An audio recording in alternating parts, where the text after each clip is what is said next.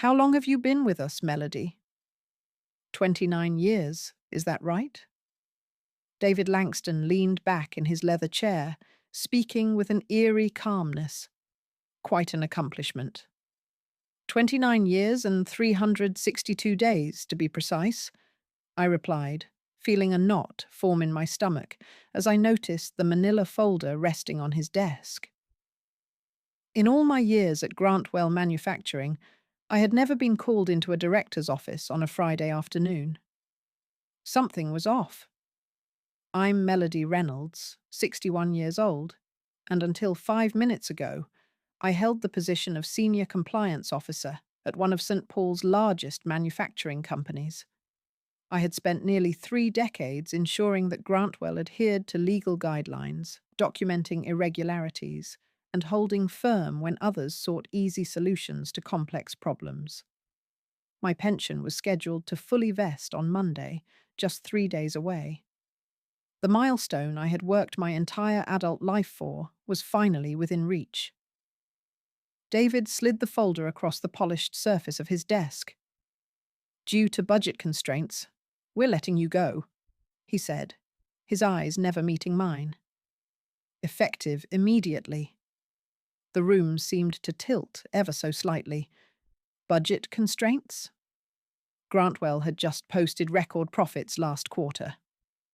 "This is your severance package," he added, tapping the folder with his manicured finger. "Sign by tomorrow, or you'll get nothing. HR will escort you to clean out your desk." I should have felt anger, disbelief, maybe even the urge to beg. Instead, a strange sense of calm washed over me. This wasn't random. It was calculated, timed precisely to fall just before my pension vested. "Thank you for the opportunity," I said quietly, picking up the folder without opening it. David looked surprised at my composure, perhaps expecting tears or protests. But I had spent my entire career examining patterns, and this one was as clear as day.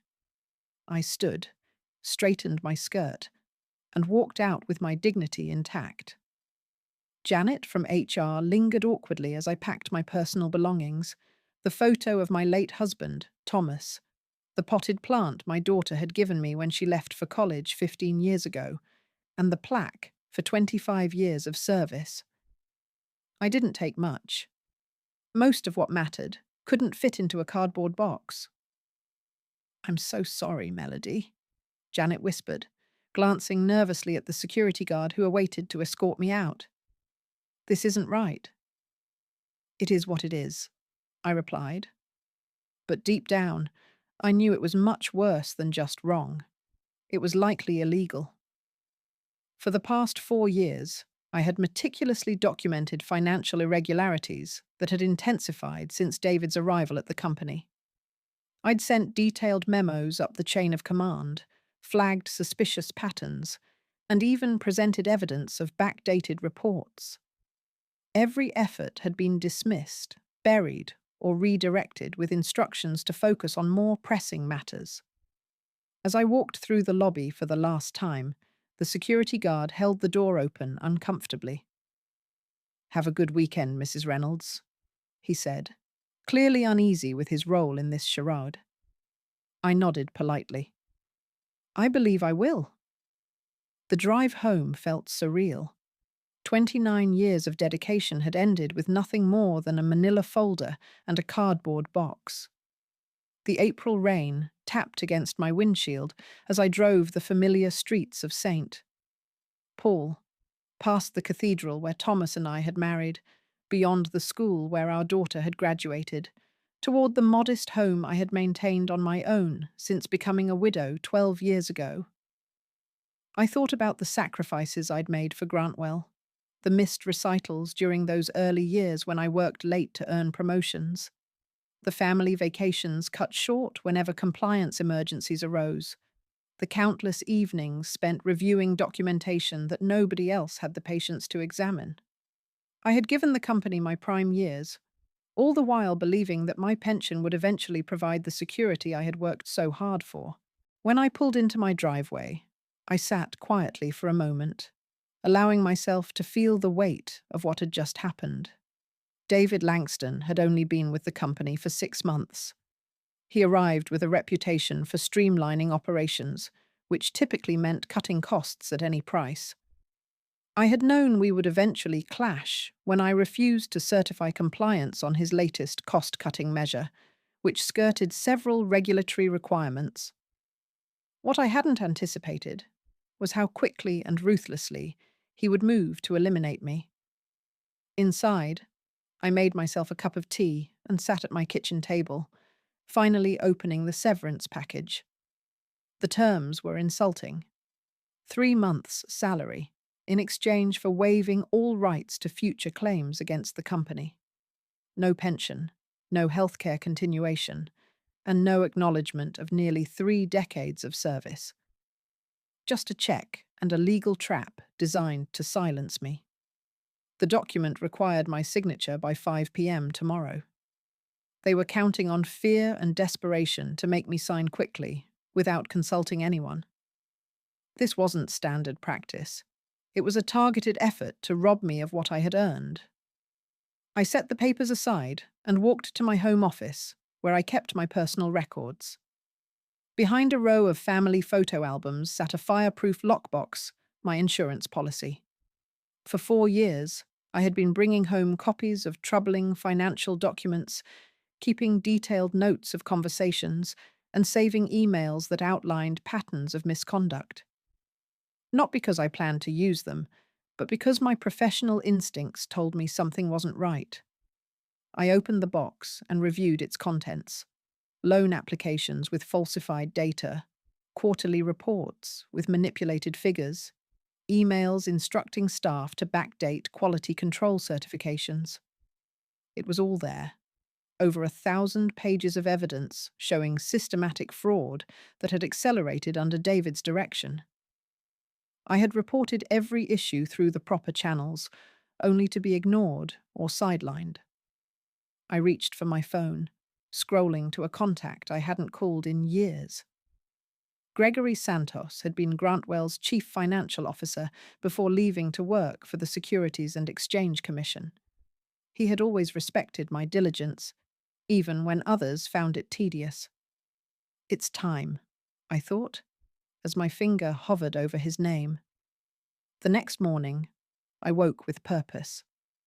After speaking with Gregory for nearly 2 hours the previous evening, I had a clear path forward. I dressed carefully in the navy suit I reserved for important meetings, as though preparing for battle. In a way, I was. Gregory had listened intently as I outlined the situation and described the documentation I had collected. His response was measured, but resolute.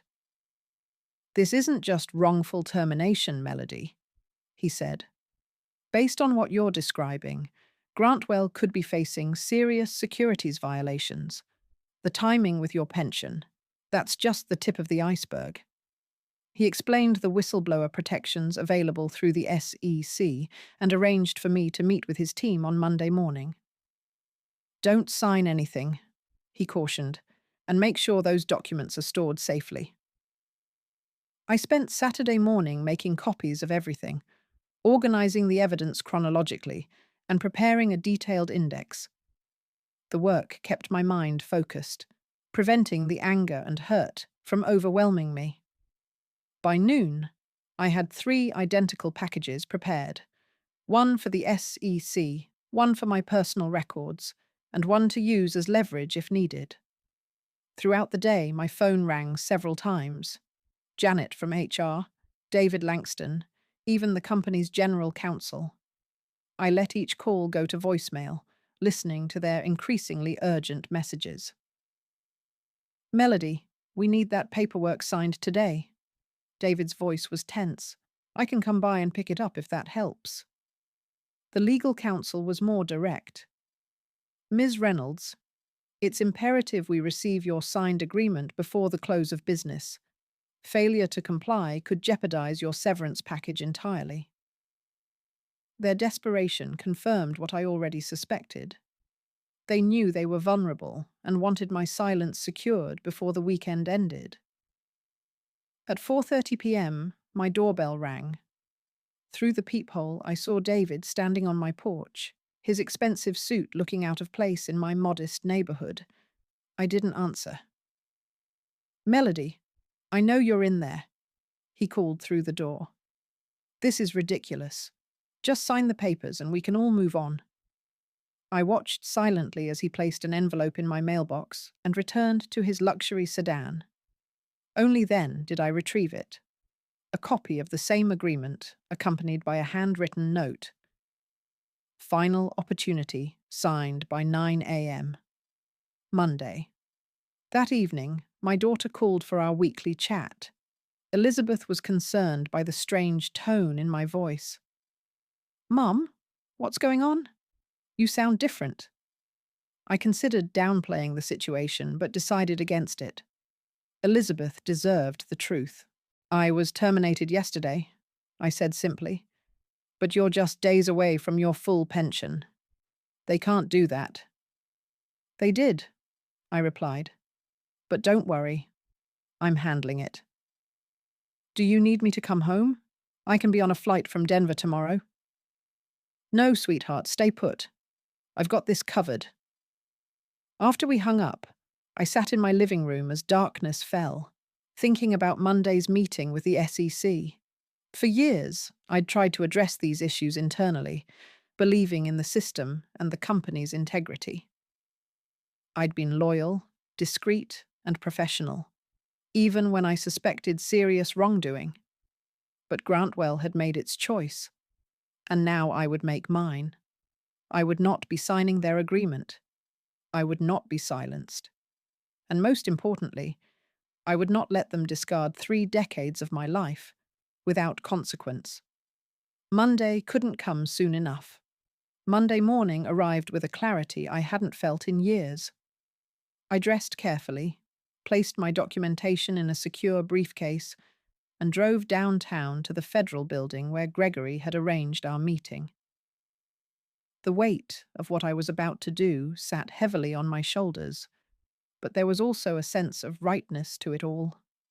The SEC offices were understated but imposing, all glass partitions and hushed conversations. Gregory met me in the lobby, his familiar face lined with more years, but still carrying the sharp intelligence I remembered. "Melody," he said warmly, shaking my hand. "I wish we were meeting under better circumstances." "It's good to see you, Gregory," I replied. "Thank you for taking this seriously." He led me to a conference room where 2 other investigators were waiting: Angela Brennan, a senior enforcement attorney, and James Weston, a forensic accountant. Both greeted me with professional courtesy. "Mrs. Reynolds," Angela began, "before we start, I want to confirm that you understand the process we're initiating today. Once you share this information with us, the investigation becomes official. There's no turning back." I nodded. "I understand completely." For the next 3 hours, I walked them through my documentation. The irregular financial reporting I had first noticed 4 years ago when shipments didn't match invoices, the backdated quality control certifications after products had already been shipped, and the pattern of revenue manipulation that had intensified in recent quarters, especially after David Langston's arrival. James examined the financial documents with increasing concern. "These discrepancies aren't small," he noted. "The company has been systematically overstating revenues by at least 18% for the past 2 years. That's securities fraud." "And you reported these issues internally?" Angela asked. "Multiple times," I confirmed, showing them copies of my memos and emails. Each time I was told the issues were being addressed, or that I was misinterpreting the data. When David joined 6 months ago, my concerns started being rerouted to his office, where they disappeared entirely. Gregory leaned forward. "And you believe your termination was directly related to these reports?" "Without question. The timing, 3 days before my pension vested, makes it obvious." But more than that, I had recently flagged several major issues with David's latest cost-cutting initiative. He needed me gone before I could escalate further. As our meeting concluded, Angela outlined the next steps. We'll need your formal statement, and then we'll begin our investigation, which typically remains confidential until we determine whether enforcement action is warranted. How long will that take? I asked. It varies, she replied. But given the documentation you've provided and the clear pattern of misconduct, we may move quickly on this one. I hadn't even returned home when my phone rang. It was Janet from HR, her voice trembling. Melody, something's happening. The board just called an emergency meeting. David's been locked in his office all morning, and there are rumors about SEC investigators contacting our general counsel. So it had begun, faster than I'd anticipated. The SEC must have made immediate contact with Grantwell's legal team. I'm not surprised, I said calmly. Did you? Janet hesitated. Melody, did you report something? I simply did what I should have done years ago, I replied. What's happening with my pension paperwork? That's why I'm calling. The executive committee is reviewing your termination. They've put everything on hold until further notice. An hour later, my phone rang again. This time it was William Hargrove, the chairman of the board, a man who had barely acknowledged my existence during our few previous interactions. Ms. Reynolds, he said, his typically confident voice sounding strained. We seem to have a situation that requires your input. Would you be willing to come to the office tomorrow morning to discuss matters? I'm afraid that won't be possible, Mr. Hargrove, I replied. Any discussions should include my attorney and potentially representatives from the Securities and Exchange Commission. I'm sure you understand. The silence on the other end was profound. Finally, he cleared his throat. I see. Perhaps we can arrange something more formal, then. As I hung up, I felt no satisfaction, only a deep weariness at the necessity of it all. I had never wanted to be a whistleblower. All I had ever wanted was to do my job with integrity and retire with the security I had earned. But Grantwell had forced my hand, and now we would all face the consequences. My phone continued to ring throughout the evening, colleagues seeking information, executives attempting damage control. I answered none of them. The time for private conversations had passed. Now everything would unfold in the open. By Wednesday morning, the storm had fully broken. Local business publications ran headlines about an SEC investigation into Grantwell Manufacturing, sending the company's stock into a tailspin. Financial analysts, who had praised David's efficiency measures just weeks ago, now questioned the integrity of the company's entire reporting structure. I received a formal letter from Grantwell's legal department, withdrawing my termination notice and placing me on administrative leave with full benefits, pending an internal review. It was a transparent attempt to mitigate the damage, but it was far too late. At 10 a.m., my attorney, Barbara Reynolds, no relation, but the coincidence always amused us both, accompanied me to a meeting at Grantwell's headquarters.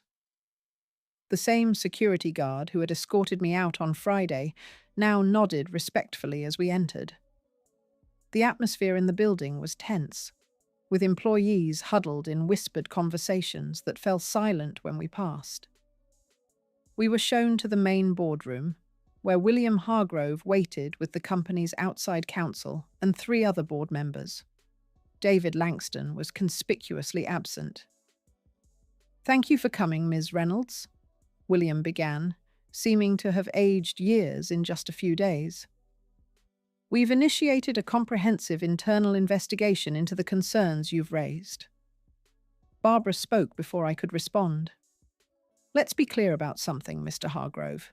Ms. Reynolds didn't suddenly raise these concerns after her termination. She documented and reported them repeatedly over a period of 4 years, as her job required her to do. The company's decision to ignore those reports and then to terminate her days before her pension vested speaks volumes. William shifted uncomfortably. Yes, well, that's part of what we're investigating. I want to personally assure Ms. Reynolds that her termination has been rescinded. We consider her an employee in good standing, with all benefits intact. Including my pension? I asked directly. Of course, he replied quickly. In fact, we're prepared to offer you a consulting role after your retirement, which you can begin immediately if you wish. We value your expertise and— My client isn't making any decisions today, Barbara interrupted, and any discussion about future arrangements should be preceded by a full accounting of how her previous concerns were suppressed. The meeting continued for another hour, with the board members attempting to distance themselves from both David's actions and the financial irregularities I had documented. They painted themselves as victims of misinformation, expressing shock and disappointment at the apparent misconduct. I remained mostly silent, letting Barbara handle the legal maneuvering while I observed their body language. These were people I had worked alongside for years, yet they had never truly noticed me. Now, they couldn't look away. Expressions a mix of fear and newfound respect. As we prepared to leave, William made one final appeal. Melody, we're hoping you might consider speaking with the SEC investigators about the corrective actions we're taking. Your support would be invaluable. I looked at him directly for the first time. Mr. Hargrove, I've spent 29 years dedicated to this company's compliance, I began. During that time, I filed 47 major reports documenting serious irregularities. I sent 16 memos specifically addressing the issues now under investigation. I requested 9 meetings with executive leadership to discuss these concerns, of which only 2 were granted, and neither resulted in action. At what point in that history did I have your support? The room fell silent. I'll cooperate fully with both the internal investigation and the SEC, I continued. But I'll be speaking only to the facts, as I always have. Whether those facts support or damage Grantwell will depend entirely on what you do next, not what you say in this room. As Barbara and I walked out, she whispered, "That was perfectly stated." It wasn't until we reached the parking lot that I allowed myself a deep breath. The adrenaline that had carried me through the confrontation began to fade, leaving me drained but clear-headed. This wasn't victory, not yet. It was merely the beginning of accountability. "What happens now?" I asked Barbara as we stood beside our cars. "Now?" She smiled slightly.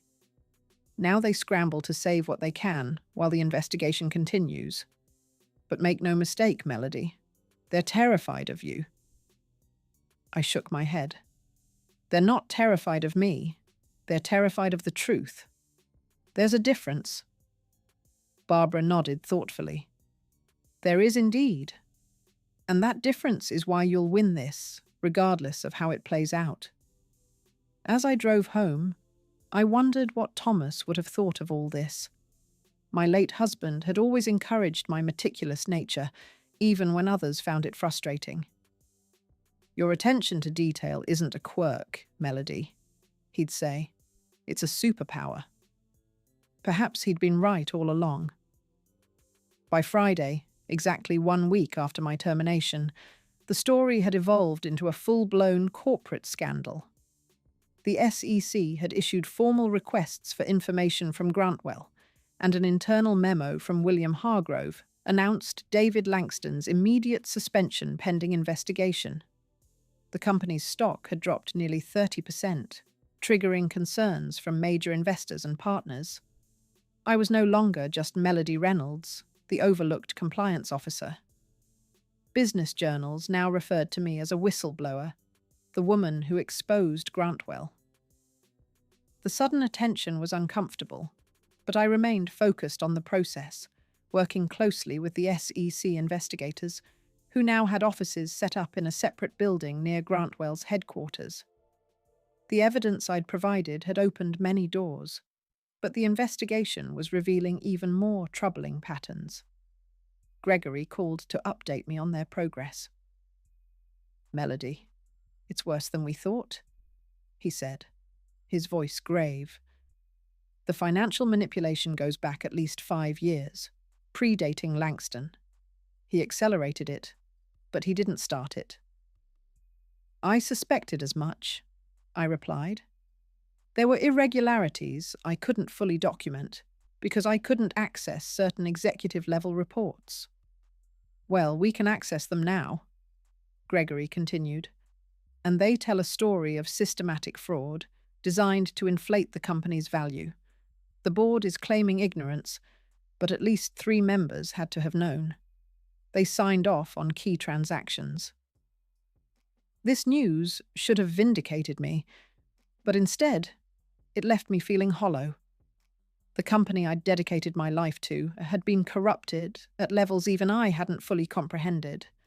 The people I'd trusted with my concerns had been actively participating in the very fraud I was reporting. That afternoon, I received a call from Elizabeth. Her voice was tight with anger. "Mum, have you seen the news? They're trying to discredit you." I hadn't. I'd been avoiding media coverage, focusing instead on the official proceedings. "What are they saying?" I asked calmly. "That Grantwell executive, Langston, gave an interview claiming you had performance issues and were bitter about being passed over for promotion. He's making it sound like you're retaliating because of personal grievances." I wasn't surprised. It was a predictable defense strategy: attack the whistleblower's credibility rather than address the allegations. "It doesn't matter, Elizabeth," I assured her. "The evidence speaks for itself. My performance reviews have been exemplary for 29 years. They can't rewrite that history now." But David was trying to do exactly that. By that evening, several news outlets had picked up his narrative, questioning my motives and suggesting I had manipulated documentation to frame him. It was a desperate move from a desperate man, but it still stung to see my integrity questioned so publicly. Barbara called immediately. "Don't respond to any of it," she advised. "The SEC will issue a statement tomorrow, clarifying your whistleblower status and the credibility of your evidence. Let the official channels handle this." I wasn't planning to respond, I told her, but I am going to do something else. The next morning, I drove to my local bank and asked to speak with the manager, Tracy Ferguson. I'd known her for years, as she handled most of Grantwell's local banking transactions. "Melody," she greeted me warmly. "I've been following the news. How are you holding up?" "I'm fine, Tracy, but I need access to my safe deposit box." Inside the private room, I opened the box and removed a sealed envelope I'd placed there 3 years ago.